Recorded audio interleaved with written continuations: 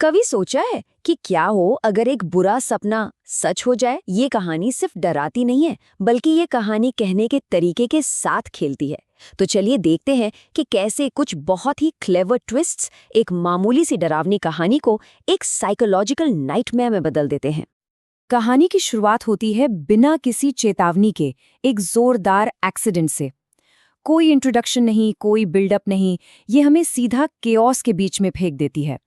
और यही अचानक पैदा हुआ डर और लाचारी की भावना आगे आने वाले खौफ के लिए परफेक्ट माहौल तैयार करती है। कहानी में एक एक करके उम्मीद के सारे दरवाजे बंद कर दिए जाते हैं। दोस्त घायल हैं और मोबाइल फोन बेकार है। ये क्लासिक हॉरर सेटअप है। आइसोलेशन यानी दुनिया से पूरी तरह कट जाना। और वो जो अकेला घर है ना, वो सिर्फ एक इमारत नहीं है, वो उनकी एकलौती और, जैसा कि हम देखेंगे, उनकी सबसे खौफनाक उम्मीद है। और बस वो आखिरी हद पार हो जाती है। जैसे ही रचित अंदर कदम रखता है, वो सन्नाटा, जो शोर से भी ज्यादा डरावना होता है, कानों में चुभने लगता है। ये सिर्फ एक खाली घर नहीं है, ये एक ऐसी जगह है जहां कुछ बहुत बहुत गलत हुआ है। और फर्श का हर चरमराता हुआ तख्ता उस डर को और भी ज्यादा बढ़ा देता है। ये जो कॉन्ट्रडिक्शन है ना, यही सारा तनाव पैदा करता है। एक तरफ तो घर बिल्कुल गंदा और वीरान है, लेकिन दूसरी तरफ ऊपर एक बत्ती जल रही है। ये एक इशारा है, एक जाल बिछाया गया है। ये घर सिर्फ खाली नहीं है, ये इंतजार कर रहा है। अब कहानी सीधे क्लासिक हॉरर वाले जोन में चली जाती है। एक बिना शरीर वाली आवाज। अच्छा, ये इतना डरावना क्यों होता है? क्योंकि ये हमारे सबसे बुनियादी डर से खेलता है, अनदेखे का डर। खतरा तो है, लेकिन कहाँ है, कौन है, हम कुछ नहीं जानते। और फिर तो खौफ की जैसे बारिश शुरू हो जाती है। एक के बाद एक, अपने आप चालू होने वाला रिकॉर्ड प्लेयर, दीवारों पर बच्चों के नाम, अलमारी से आती फोन की घंटी। ये असल में एक साइकोलॉजिकल हमला है, जो रचित के दिमाग को टुकड़े टुकड़े करने के लिए किया जा रहा है, उसे टूटने की कगार पर धकेल रहा है। और फिर आता है वो आखिरी दिल दहला देने वाला सच। वो बच्चा सिर्फ एक भूत नहीं है, उसे ये पता है कि वो मर चुका है।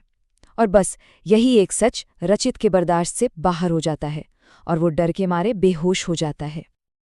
और ठीक इसी पल कहानी हमारे पैरों के नीचे से जमीन खींच लेती है। ये है पहला बड़ा ट्विस्ट। जो कुछ भी हमने अभी देखा, रचित के साथ जो भी डर हमने महसूस किया, वो सब एक सपना था। तो कहानी एक तरह से रीसेट हो जाती है, लेकिन डर डर खत्म नहीं होता। वो अपना रूप बदल लेता है। अब ये भूत प्रेत का डर नहीं है, बल्कि भविष्य के पूर्वाभास का डर है। रचित जाग तो गया है, लेकिन उसका दुस्वप्न तो अभी शुरू हुआ है। तो चलिए अब आगे बढ़ते हैं और देखते हैं कि ये सपना कैसे एक खौफनाक जीती जागती हकीकत में बदल जाता है।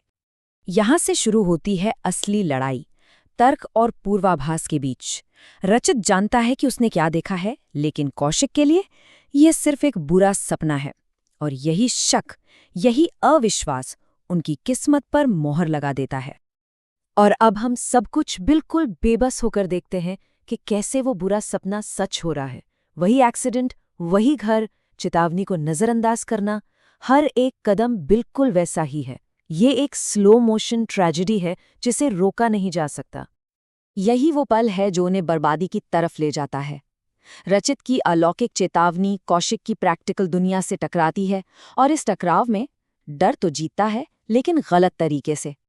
और फिर बिल्कुल सपने की तरह कौशिक उस घर में चला जाता है, पर जो आवाज बाहर आती है वो मदद की नहीं, बल्कि एक खौफनाक चीख की है। ठीक उसी पल सपना हकीकत बन जाता है। लेकिन कहानी यहाँ खत्म नहीं होती।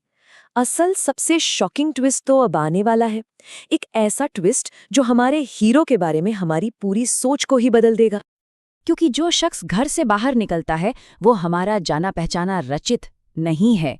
वो टूटा हुआ नहीं है, डरा हुआ नहीं है, वो कुछ और है। यही है कहानी का सबसे बड़ा मोड़। शिकार अब शिकारी बन चुका है।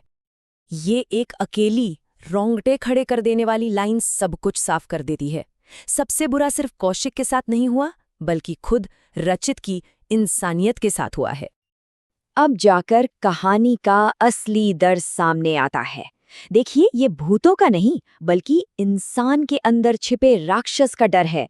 जब मौत का खौफ सामने आता है तो जिंदा रहने की जिद हर सही गलत पर हावी हो जाती है और रचित उस घर की बुराई का हिस्सा बन जाता है।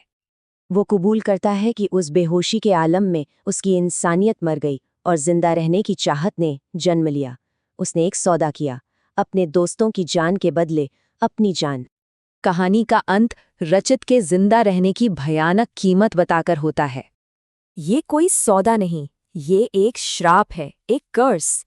रचित ने अपनी जान तो बचा ली, पर अपनी रूह हमेशा के लिए खो दी। अब वो दूसरों को उसी घर में फंसाने के लिए मजबूर है, एक कभी न खत्म होने वाले चक्र में।